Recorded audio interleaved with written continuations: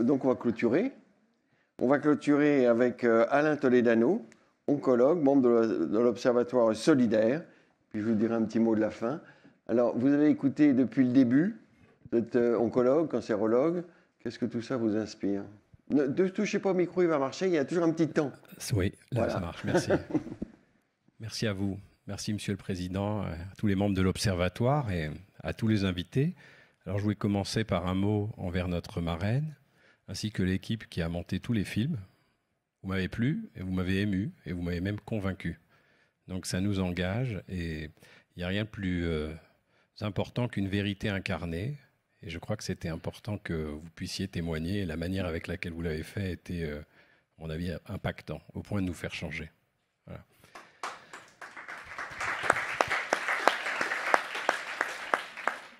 Alors, au-delà de mon côté médical, cancérologique, c'est en tant qu'acteur de la santé que je vais conclure.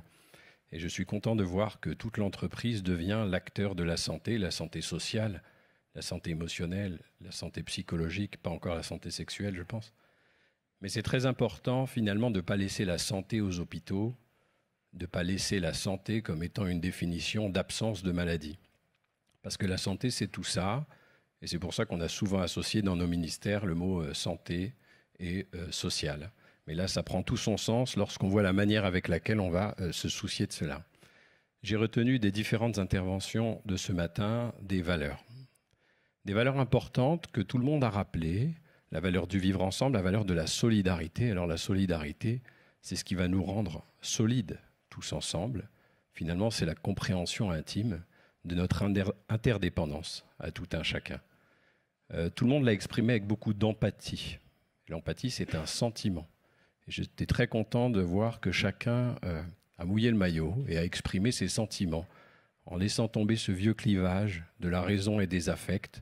On a ressenti beaucoup de choses ce matin et ce sentiment éprouvé chaleureux vis-à-vis des autres, c'est vraiment la définition de l'empathie. Et j'ose espérer que dans nos entreprises, toutes ces valeurs, tous ces ressentis vont devenir culturellement indispensables pour qu'on puisse se préoccuper des souffrances invisibles. Parce que la santé, c'est aussi ça. Il va falloir aller chercher l'autre dans sa singularité.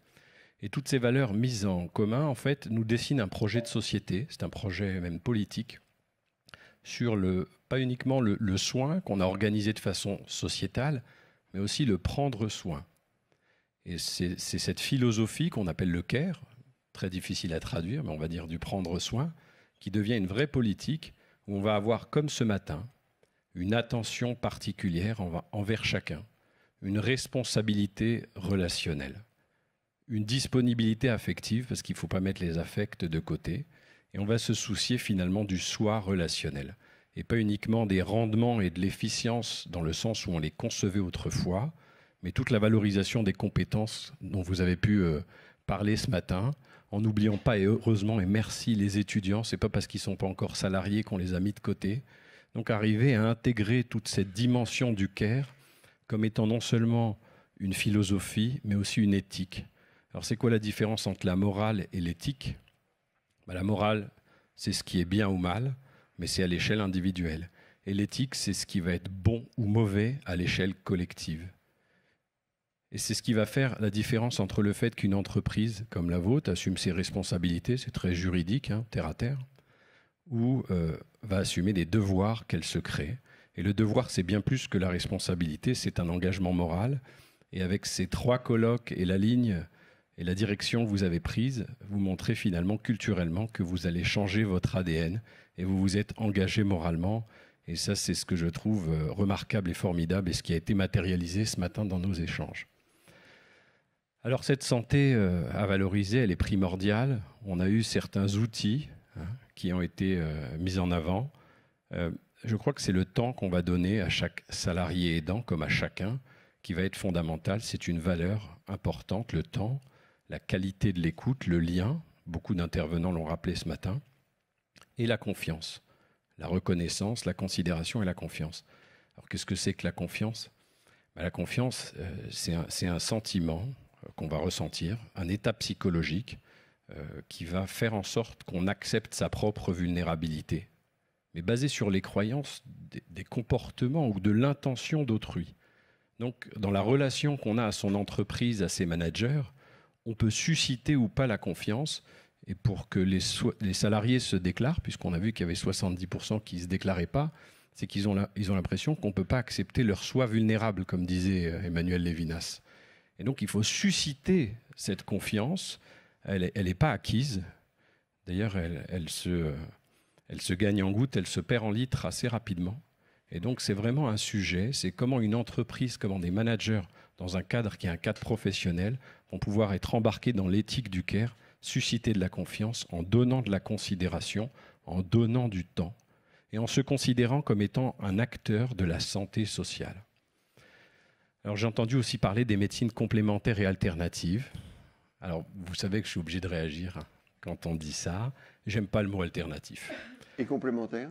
Alors complémentaire, c'est le début de l'intégration, mais on va en parler. D'abord, il y a le mot médecine. Et alors qu'est-ce que c'est que la médecine ? Si quelqu'un veut essayer, vous pouvez. Donc la médecine, c'est l'ensemble des connaissances scientifiques et des moyens de tous ordres qui sont mis en œuvre pour prévenir, soulager ou traiter des maladies, des blessures ou des infirmités. C'est-à-dire qu'avec des mots, on soigne et avec des mots, on tue.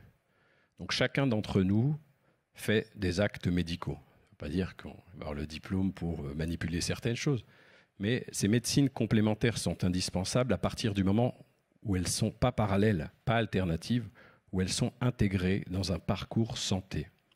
Et je pense que si vous m'avez fait l'honneur de me demander de conclure, c'est aussi pour promouvoir l'action qu'on a eue nous-mêmes envers les aidants. Et on a créé l'Institut Raphaël pour les patients et les aidants. Alors en 2 mots, Raphaël, c'est l'ange de la guérison. On a décidé de rendre accessibles et solidaires des parcours santé qui sortaient du cadre de ce qu'on proposait dans nos établissements. Et donc, on co-construit avec chaque patient, mais en l'occurrence chaque aidant, des parcours d'accompagnement coordonnés qui vont être orientés vers la nutrition, vers les émotions, l'activité physique, le bien-être et le retour à l'emploi.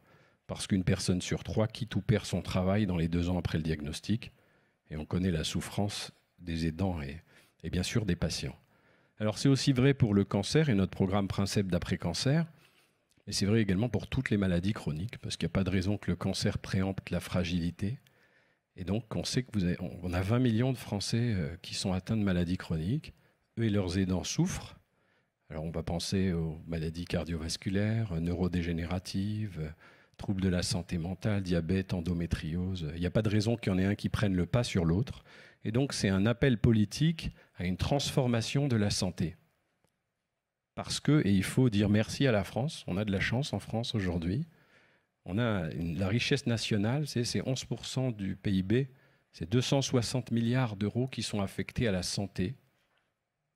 Malgré tout ça, on note le mécontentement des usagers, personne ne pourra dire le contraire.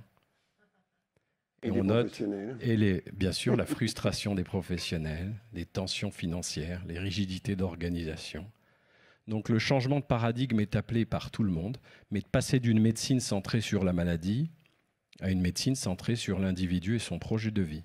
Alors à l'Institut Raphaël, nous, on a offert gratuitement, parce qu'on offre les soins, 50 000 soins à 3 200 patients et aidants en 3 ans et demi. Et on a montré qu'avec des interventions non médicamenteuses, on diminuait de plus de 60% le taux de dépression. On diminuait le sentiment d'isolement, parfois chez des gens très entourés, paradoxalement. On diminuait d'autant les troubles du transit intestinal qui minent la vie des gens, les troubles du sommeil, je vous ai entendu tout à l'heure. Alors si on enlève l'apnée du sommeil, c'est insomnie, troubles de l'endormissement, réveil nocturne. Et si on conseille sur la lumière bleue et l'addiction aux écrans, on peut, avec des programmes de sophrologie, de naturopathie, de méditation, réduire de 80% les troubles du sommeil. Donc il y a de vrais sujets d'accompagnement où finalement on va demander à chaque soignant, au-delà de son étiquette, d'avoir des qualités intrinsèques de présence, de porter attention à l'autre et d'avoir l'intention d'aider l'autre. Et c'est dans le cadre de collectifs qu'on va arriver à travailler, à réformer nos parcours santé. Et puisque je suis titulaire de la tout jeune chaire en santé intégrative au Conservatoire national des arts et métiers, c'est pour moi aussi un devoir de rappeler qu'on crée un diplôme universitaire de coordonnateur parcours santé. Parce que fixer des objectifs, les suivre et arriver à animer des équipes de soignants pour arriver à venir en aide aux patients malades, aux aidants, en réorientant la santé, pas uniquement vers la maladie, mais vers tout le parcours santé qu'on appelle de nos voeux. Et puisqu'on partage ces valeurs ensemble, j'ai été très honoré de participer à tous ces observatoires et de pouvoir clôturer ce colloque qui a été vraiment très informatif et qui va m'être en tout cas plus qu'utile pour m'engager à nouveau dans cette cause. Merci à vous.